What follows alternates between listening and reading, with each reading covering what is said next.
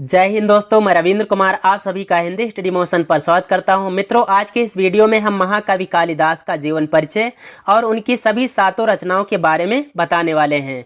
दोस्तों, आप वीडियो को कंप्लीट देखिएगा, क्योंकि हम शुरुआत में इनका जीवन परिचय बताएंगे, उसके बाद में इनकी सातों रचनाएं और अंत में इनकी सबसे प्रौढ़तम रचना अभिज्ञान शाकुंतलम, उसके बारे में हम विस्तार से बताने वाले हैं। तो आइए हम वीडियो को स्टार्ट करते हैं और आप सभी लोग वीडियो को कंप्लीट देखिएगा और पसंद आएगा तो लाइक जरूर करना।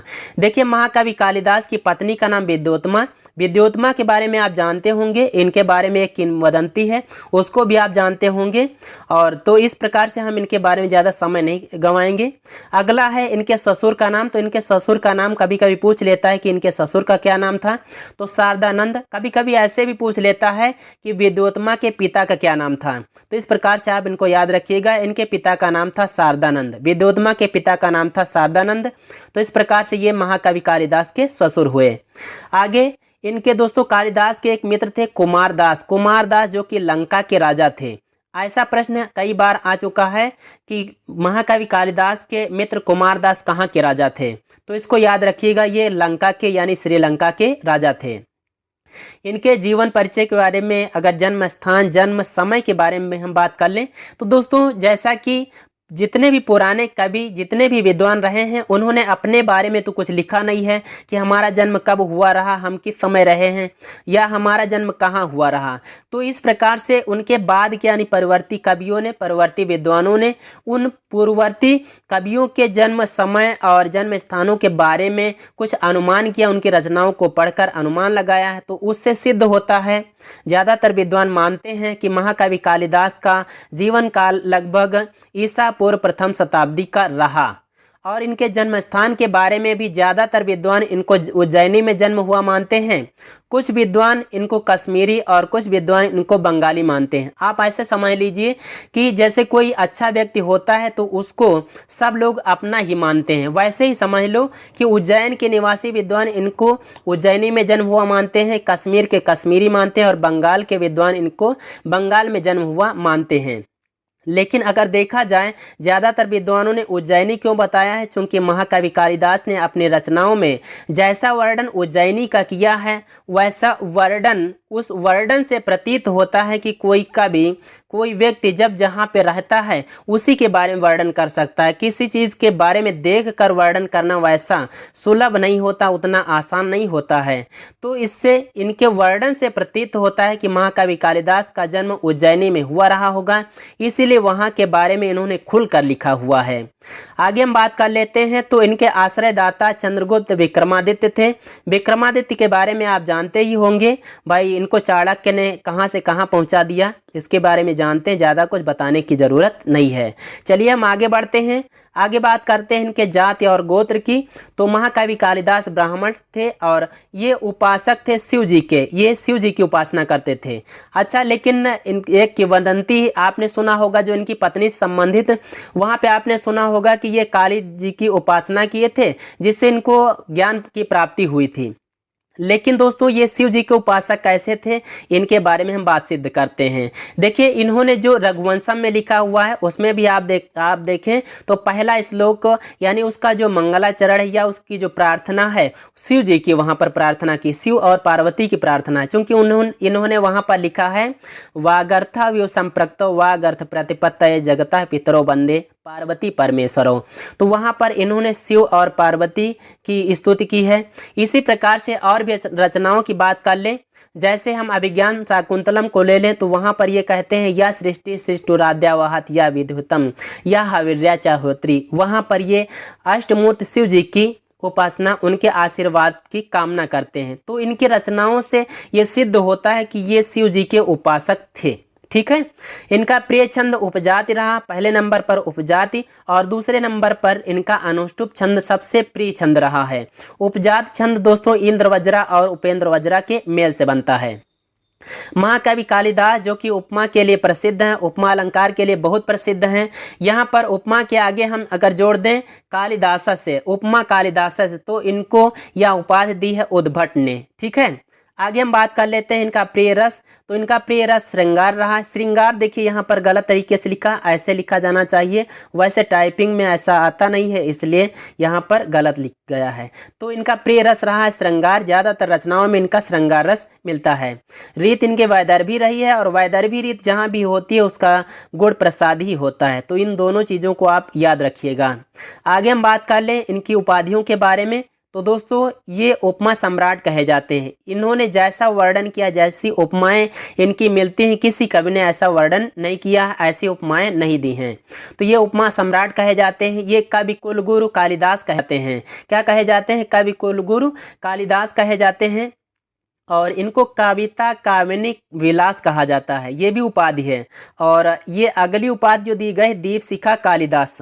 तो यहाँ पर कालिदास, जब भी आपके पेपर में आएगा कालिदास वहाँ पर नहीं लिखा हुआ होगा, सिर्फ पूछेगा दीप शिखा किसकी उपाधि है, तो आप बताइएगा कि कालिदास की ये उपाधि है। ये रघुकार की उपाधि से भी विभूषित हैं।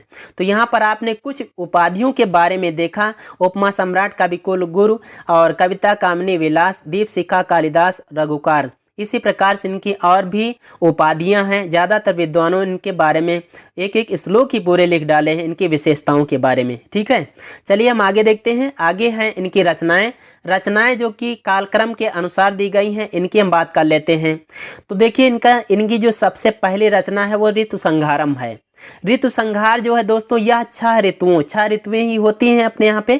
तो 6 ऋतुओं के बारे में यहाँ पर लिखा गया ऋतु संहार है, और यह पहली रचना है। ऐसा कालिदास जी ने लिखा नहीं है कि यह हमारी पहली रचना है, लेकिन इस ऋतु संहार को पढ़ने से ज्ञात होता है कि ऋतु संहार ही इनकी पहली रचना रही होगी।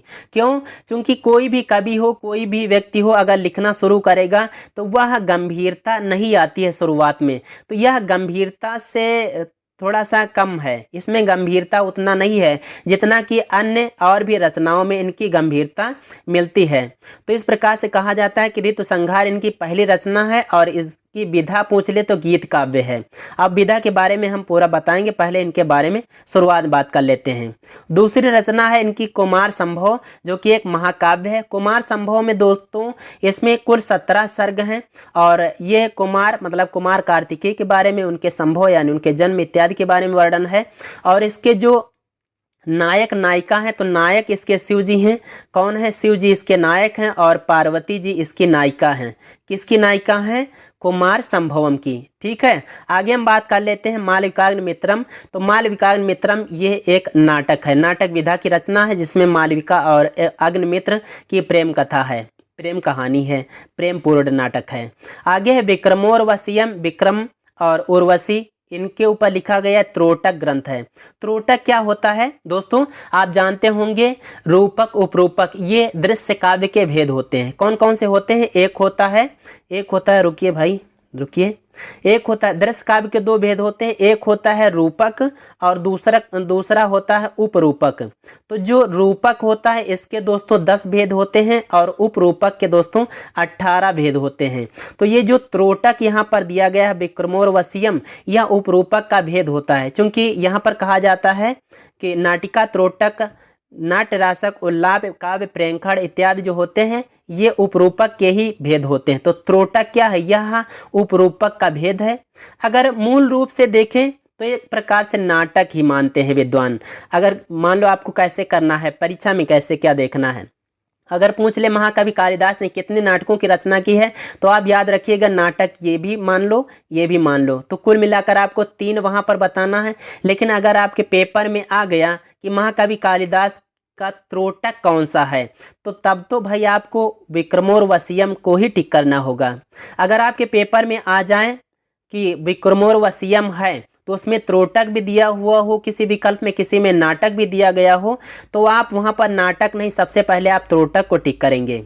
तो आपको ये बात समझ में आ गई होगी। आगे हम देखते हैं 5वीं रचना यानी 5वें क्रम पर इनका जो खंड काव्य है मेघदूतम है। मेघदूतम में इन्होंने मेघ को दूत बनाया हुआ है। आप इसके बारे में भी जानते होंगे कि महाराज कुबेर से शापित वो यक्ष रामगिर पर्वत पर 1 साल के लिए जाता है रहने के लिए।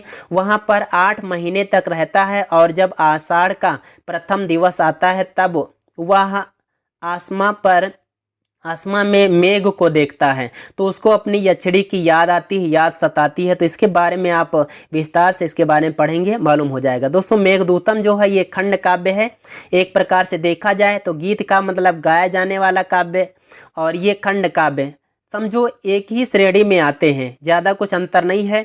लेकिन अगर पेपर में इससे भी संबंधित पेपर में आ जाएं और वहाँ पर पूछ ले इनका गीत काव्य कौन सा है, तो आप ऋतु संहार मारेंगे। अगर पूछ ले इनका खंड काव्य कितने हैं, इनके कितने खंड काव्य हैं, तब आप दोनों को ही यहाँ पर जोड़कर बताएंगे कि ऋतु संहार भी है और मेघदूतम भी है। ठीक है, आगे देखते हैं रघुवंशम। रघुवंशम दोस्तों महाकवि कालिदास का दूसरा महाकाव्य है। इसमें दोस्तों 19 सर्ग हैं। कितने सर्ग हैं? 19 सर्ग हैं। और इसमें जो शुरुआत में वंदना की गई है वही हमने अभी पीछे बताया हुआ है। वागर्थ संप्रक्तो वागर्थ प्रतिपत्तये जगतः पितरो वंदे पार्वती परमेश्वरो, यानी वहाँ पर पार्वती और परमेश्वर यानी शिव और पार्वती जी की उपासना की गई है, उनकी वंदना की गई है। अगर हम बात कर लें इसके नायक नायिका कौन है, तो इसके नायक राम है और नायिका इसकी सीता जी हैं। कौन है? सीता जी इसकी नायिका हैं। तो इसके बारे में आपने जान लिया। और रघुवंशम जो इनका महाकाव्य, इसमें रघुवंशी 31 रघुवंशी राजाओं का वर्णन है। कितने? 31 रघुवंशी राजाओं का वर्णन मिलता है। आगे इनकी 7वीं और अंतिम रचना मानी जाती है अभिज्ञान शाकुंतलम, जो कि इनका एक नाटक है। अभिज्ञान शाकुंतलम के बारे में हम आगे और भी चर्चा कर लेंगे, लेकिन एक बार हम इसको पूरे को समझा देते हैं। देखिए महाकवि कालिदास ने कुल मिलाकर 7 रचनाएं जो की हैं, ये मुख्य रूप से ये प्राप्त होती हैं। बाकी जो अप्राप्त होती हैं उसके बारे में भी अभी हम बताएंगे। तो जिनमें कि 2 इनके खंड काव्य हो गए, 2 खंड काव्य इस प्रकार से आप कहेंगे। अगर अलग अलग पूछेगा कि ऋतु संहार क्या है, विकल्प मिल जाए गीत काव्य, तब आप गीत काव्य लगाएंगे। विकल्प में नहीं मिलेगा गीत काव्य, तब तो आपको भाई इसको खंड काव्य ही मानकर चलना होगा। ठीक है, अगर पूछ ले महाकवि कालिदास के कितने महाकाव्य हैं, तो महाकवि कालिदास के 2 महाकाव्य हैं। एक तो हो गया कुमार संभव, दूसरा हो गया रघुवंशम। इसलिए हमने यहाँ पर बिल्कुल अलग अलग कलर कर दिया। महाकाव्य का एक कलर कर दिया है, गीत काव्य खंड काव्य का एक कलर कर दिया है, और नाटक त्रोटक और नाटक को एक कलर कर दिया है। यहाँ पर हमने ये भी बताया हुआ है कि मालविका मित्रम, विक्रमोर्वशीयम और अभिज्ञान शाकुंतलम, इनको हम सामूहिक रूप से 3 नाटक कह सकते हैं। लेकिन अगर आपके पेपर में आ जाए कि विक्रमोर्वशीयम क्या है और उसमें विकल्प दिया हुआ हो त्रोटक, नाटक, महाकाव्य, गीत काव्य इत्यादि, तो आप सबसे पहले विक्रमोर्वशीयम के लिए तो त्रोटक ही टिक करेंगे। अगर त्रोटक नहीं होगा तब आप नाटक लगाएंगे। ठीक है, तो इस प्रकार से आप इसको याद रखिएगा। अब आइए हम अभिज्ञान शाकुंतलम के बारे में विस्तार से बात करते हैं। आगे है अभिज्ञान शाकुंतलम। तो दोस्तों अभिज्ञान शाकुंतलम जो है यह नाटक विधा की रचना है और इसमें कुल 7 अंक हैं। कितने अंक है भैया? इसमें कुल मिलाकर 7 अंक हैं। अच्छा, कुछ छूट गया है। हमने कहा था कि इनकी जो और भी रचनाएं जो अप्राप्त होती हैं या लेकिन ज़्यादातर विद्वान मानते हैं कि इनकी और भी रचनाएं रही हैं, जैसे काली स्तोत्र कहते हैं, गंगाष्टक कहते हैं, ज्योतिर्विदाभरण कहते हैं, राक्षस काव्य, श्रुतबोध इत्यादि भी इनकी रचनाएं मानते हैं। लेकिन प्राप्त कौन सी होती हैं? प्राप्त होने वाली में यही 7 हैं। ठीक है, चलिए हम आगे शुरू करते हैं अभिज्ञान शाकुंतलम से। तो अभिज्ञान शाकुंतलम जो कि एक नाटक विधा की रचना है, इसमें कुल मिलाकर 7 अंक हैं। आधार ग्रंथ कभी कभी पूछ लेता है कि आधार ग्रंथ क्या है अभिज्ञान शाकुंतलम का, या अभिज्ञान शाकुंतलम का उपजीव्य क्या है। आप इसको उपजीव्य कह सकते हैं, इसको गलत न हो भैया, उपजीव्य भी इसको कह सकते हैं आधार ग्रंथ को। ठीक है, तो दोस्तों ये जो है इसका उपजीव्य या आधार ग्रंथ महाभारत है।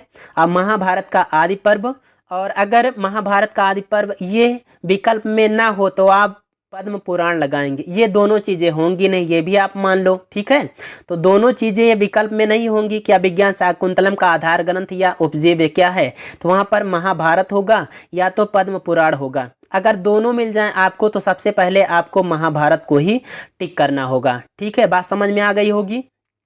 अब आइए हम आगे चलते हैं। आगे इनके रस के बारे में बात करें।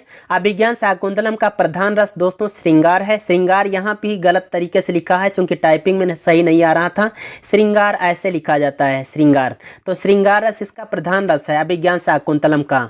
और जो इसका जो दोस्तों श्रृंगार है, तो श्रृंगार के 2 भेद होते हैं, आप जानते होंगे, संभोग श्रृंगार और वियोग श्रृंगार। तो संभोग श्रृंगार है। और जैसे कि इसका जो चौथा अंक है दोस्तों, चौथे अंक के बारे में आगे बात होगी, पहले हम मूल रूप से देखते हैं। तो इसका जो नायक है वो दुष्यंत है और नायिका इसकी शकुंतला है। कभी कभी पूछ लेता है कि दुष्यंत कैसा नायक है, तो यह दोस्तों धीरोदात्त नायक है। कैसा है? धीरोदात्त नायक है। ये प्रकार भी पूछ लेता है। कभी कभी पूछ लेता है कि जो अभिज्ञान शाकुंतलम की नायिका शकुंतला है यह किस कोट की है, तो दोस्तों यह मुग्धा नायिका है। कैसी है? यह मुग्धा नायिका है। आगे हम बात कर लेते हैं विदूषक।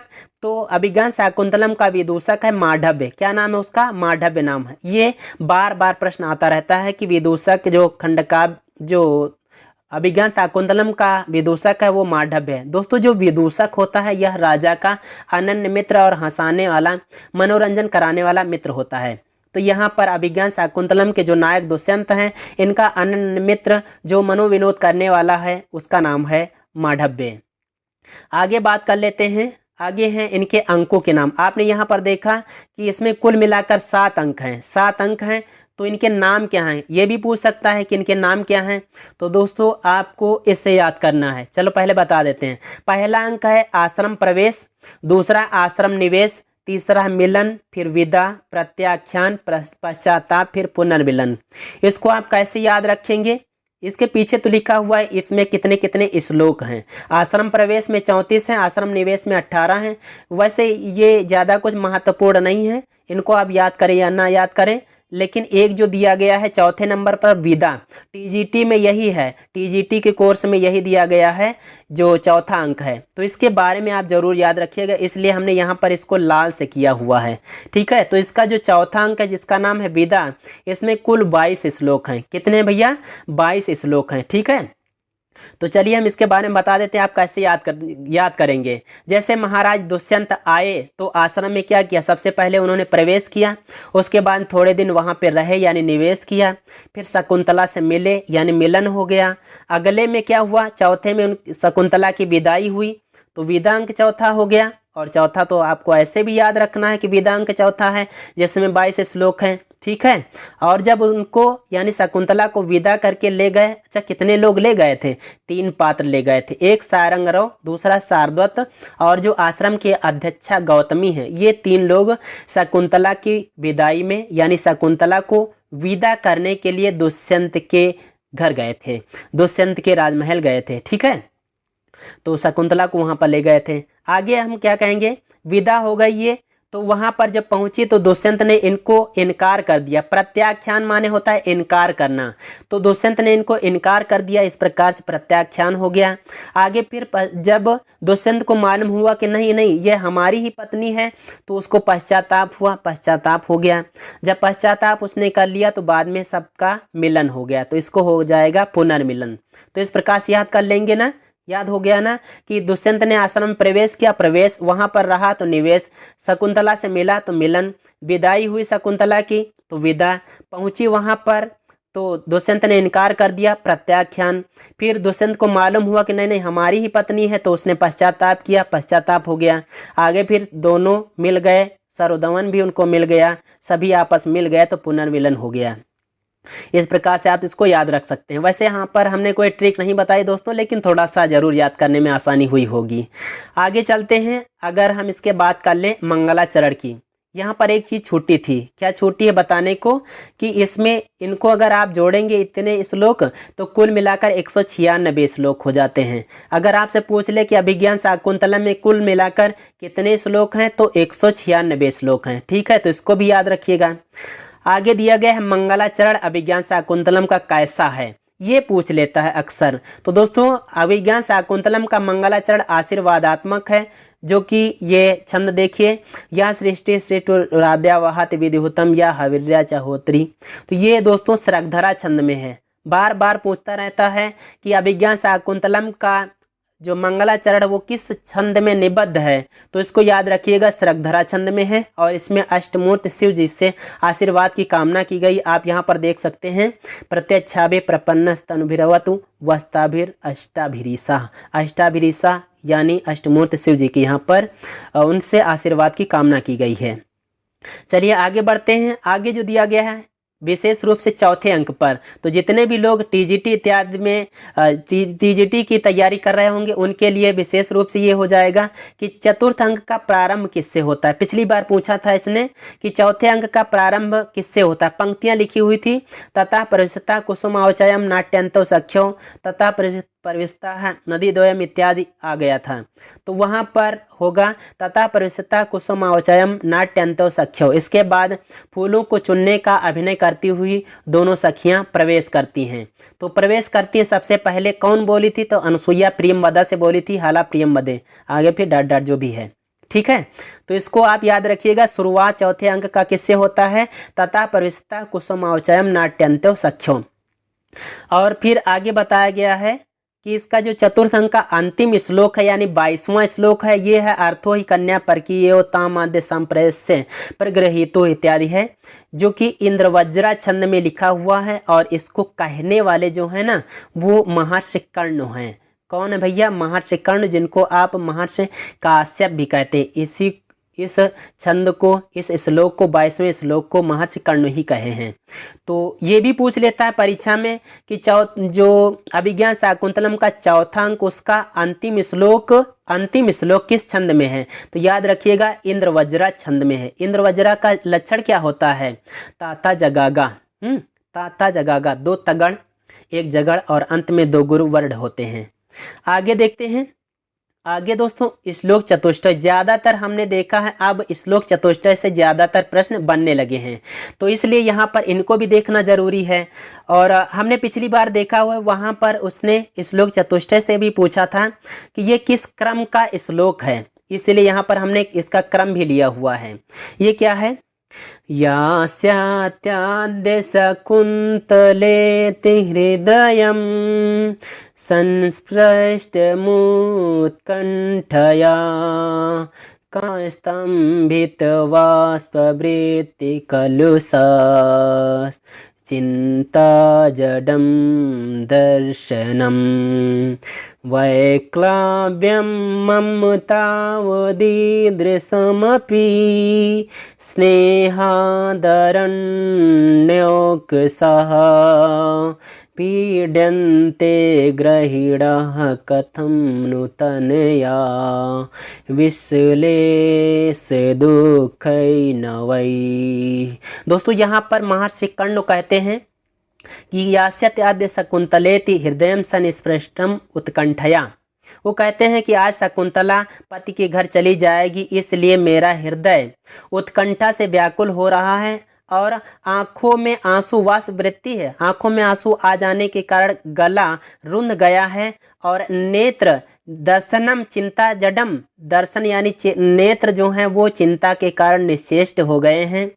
वो कहते हैं कि वैकलव्यम मम तावदीदृशमपि स्नेहादरण्यौकसा, अरे मुझ वनवासी की पुत्री प्रेम के कारण ऐसी दशा, ऐसी व्याकुलता हो रही है, तो गृहस्थ लोग पुत्री के वियोग रूपी नवीन दुख से कथम न पीड्यन्ते, क्यों न दुखी होते होंगे। तो ऐसा है, ये कथन है महर्षि कर्ण का, जो कि चौथे अंक का 6वां श्लोक है, इसको याद रखिएगा।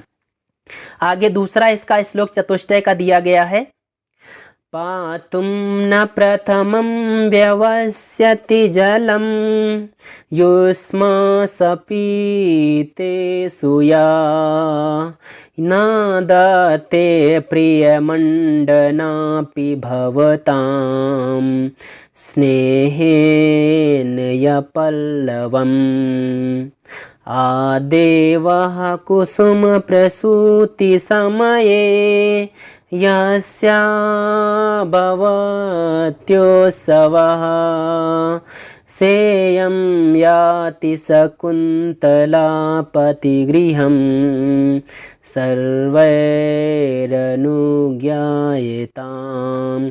दोस्तों यहाँ पर महर्षि कर्ण वन वृक्षों से कहते हैं, तपोवन के वृक्षों से कहते हैं कि पातुम न प्रथमम व्यवस्यति जलम युष्मास अपीतेषु, या मतलब जो युष्मास अपीतेष, आप लोगों को जल पान कराने से पहले जल नहीं पीती थी, आप लोगों को जल पिलाए बिना पहले जो जल नहीं पीती थी, प्रिय, यहाँ पर अनादत्ते प्रिय मंडनापि भवताम स्नेहेन या पल्लवम, वह प्रिय मंडनापि मतलब आभूषण प्रिय होने पर भी जो स्नेह के कारण आप लोगों के नौ किसलयों को, नौ पल्लवों को ना आदत्ते नहीं लेती थी, नहीं तोड़ती थी। उसको आभूषण प्रिय थे लेकिन आपसे वो स्नेह करती थी, इसलिए स्नेह के कारण आप लोगों के नौ किसलयों को नहीं तोड़ती थी। आगे कहा गया आदेवः कुसुम प्रसूत समय यस्या भवति उत्सवः, तुम लोगों के सबसे पहल फूल खिलने के समय जिसका उत्सव हुआ करता था, मतलब जब वृक्षों में पहले शुरुआत में जब फूल खिलते थे उसमें शकुंतला उत्सव मनाया करती थी। सायं सेयम याद शकुंतला पतिगृह्यम, वही शकुंतला आज पति घर जा रही है, पति के घर जा रही है। सर्वैः अनुज्ञायताम, इसलिए आप लोग उसे जाने की अनुमति देवें। तो यह दोस्तों चौथे अंक का 9वां श्लोक है, इसको याद रखना है। आगे दिया गया है अस्मान साधु विचिन्ते संयम धनान उच्चै कुलं चात्मनः त्वय्यास्या कथमपि बान्धव कृतां स्नेह प्रवृत्तिं च तां सामान्य प्रतिपत्ति पूर्वकमियं दारे सुदृश्या त्वया भाग्यायत मतः परं न खलु तद् वाच्यं वधू बंधुभिः।